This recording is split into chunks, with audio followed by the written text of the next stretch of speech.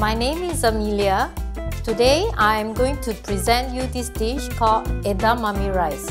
Okay, so for the dashi, I'm putting the water, adding the bonito flakes. After the water is boiled, I'm going to drain away the kelp and the bonito flakes, and the dashi will be ready for my edamame.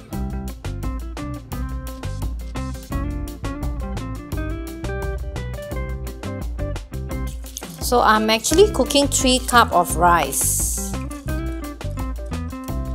Sake, mirin, shoyu, the salt.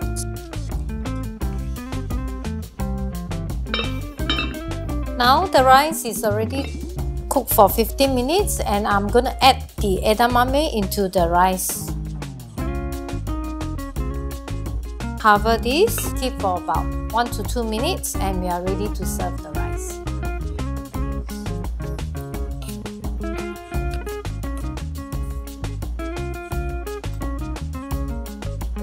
Edamame rice is ready. It's easy to make.